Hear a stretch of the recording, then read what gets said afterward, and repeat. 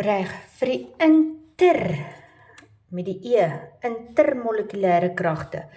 Daar kyk ons tussen twee verskillende molekuule. Soos ons gaan molekuul A en molekuul B gaan kyk. Hier gaan ons gaan weer verwys na die elektronegativiteit, maar ons gaan nie gaan kyk na die verskil in elektronegativiteit nie. Ons gaan nie die aftreksom doen nie. Ons gaan net die elektronegativiteit gaan ons net kyk wie trek nou die gedeelde paar die sterkste aan, en dan het ons molekuulvorms lineêr, hoekig, piramitaal, trigonaal, planêr, tetraedries. Watter van hulle gaan dan vir ons 'n dipool of 'n nie-dipool vorm? Nou, ons gaan weer ons periodieke tabel nodig hê, en ons gaan weer verwys na die elektronegativiteit wat daar aangedui word volgens ons sleutel wat ons gekry het. Nou, ek het solank hier vir julle geteken. Hier het ek 'n watermolekuul. Nou, 'n watermolekuul is suurstof in groep 6 met 2 waterstowwe gebind, en hier is ons bindingspaar. Hier het ons 'n elektronbindingspaar en daar het ons 'n elektronbindingspaar. Nou, met die elektronegativiteit waarde in hierdie geval as ons intermolekulêre kragte het, gaan kyk ons en sien nou suurstofsin is 3,5 en ons gaan kyk waterstofsin is 2,1. So suurstof se 3,5 trek daardie bindingspaar sterker aan na suurstof toe. Soos in plaas van dat die bindingspaar van die orbitaal wat oorvleuel het, dat hulle gelyk of eweredig gedeel word om die suurstof en die waterstof, kom daardie 2 elektrone meer om suurstof voor. Want suurstof se elektronegativiteit se aantrekkingskrag op die bindingspaar is baie hoër. Soos daarom word daai paar nader ingetrek deur die suurstof. Hierdie bindingspaar tussen die suurstof en die waterstof presies dieselfde. Soos nou kry ons 'n molekuul, hier het ek 'n hoekige molekuul probeer teken. Nou het ons 'n molekuul wat so lyk. Die suurstofgedeelte van die molekuul gaan ons aandui is 'n bietjie nie negatief gelaai nie, want elektrone is nie oorgedra nie. Ons is nie besig met 'n ioniese binding nie. Maar die elektrone word nie dieper aangetrek deur die suurstof. So daar raak hy 'n bietjie meer negatief. Tekentjie wat jy daar sien is so dis 'n klein lettertjie sigma. Is 'n sigma minus en hier het ons 'n sigma plus en 'n sigma plus.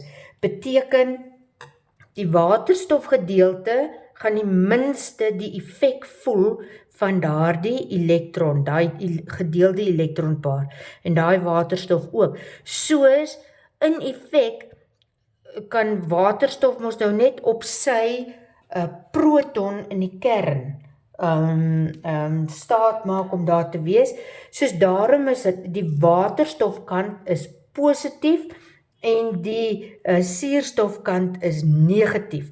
Met ander woorde, ons die negatiewe kant en ons die positiewe kant van die molekuul, dan is die molekuul 'n dipool. Want daar's 'n positiewe kant en 'n negatiewe kant. Die beteken 2. Die molekuul het 2 pole, negatief en positief. Nou in hierdie selfde het ek nou vir julle gevat, en hierdie is 'n tetraedriese molekuul, dis metaan, koolstof in sy opgewekte toestand, kovalent gebind aan waterstof. Weereens gaan kyk ons, daar's alles deelpare, ons het 1, 2, 3, 4 deelpare. Nou die deelpare koolstof se elektronegativiteit is koolstof is 2,5. Waterstof is 2,1. Duidelik trek koolstof, die atoom van koolstof trek die bindingspaar sterker aan. Soos die bindingspaar word getrek na koolstof, na koolstof, koolstof, na koolstof toe. Soos die waterstof gaan weer 'n positiewe kant vorm. Maar daai waterstofatoom, hierdie een, daar en daar. sien julle nou, aan die binnekant, want onthou nou hoe lyk tetraedries, is mos aan die binnekant is die koolstof en dan is hy omring met die waterstowwe. Soos die binnekant is negatief gelaai. Die buitekante, die vierkant buitegedeeltes van die tetraedriese molekuul is almal positief. Het hy 2 pole wat na die buitewêreld toe wys? Nee, daar's net 1. En almal, dis positief, positief, positief, positief. So dit is 'n nie die pool. Wat belangrik is hier, jy moet gaan kyk, teken jou loosstruktuur. Ek gaan hier skryf. Stap 1 is die loosstruktuur. Jy moet jou loosstruktuur gaan teken, loosstruktuur, teken van die molekuul. Dit moet die molekuul wees. En dan moet jy stap 2 is jy gaan kyk na die bindingspare.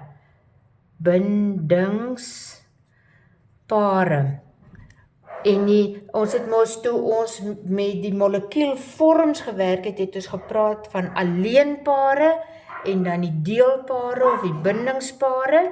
Gaan kyk waar is jou bindingspare en dan 3 gaan kyk jy na wat is die elektronegativiteit van die 2 stowwe wat die molekuul gevorm het. Gaan kyk jy na die elektronegativiteit. Daai gedeelte gaan jy gebruik om te kyk wie trek na watter kant toe die bindingspaar, die sterkste aan.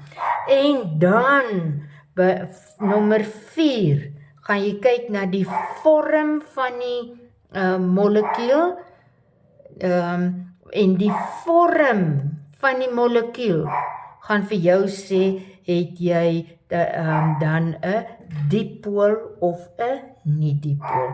En dan is dit die 5de stap is identifiseer jou dipool of 'n nie-dipool. Dit is hoe jy gaan kyk die intermolekulêre kragte. Jy moet eers hierdie kan doen voor ons by die verskillende intermolekulêre kragte kan kom. Die volgende video gaan ek dan nou maak oor die verskillende intermolekulêre kragte. Dan gaan ek net verwys na dipole en nie dipole. Maar jy moet weet hoe om by 'n dipool en 'n nie dipool uit te kom deur daai 5 stappe.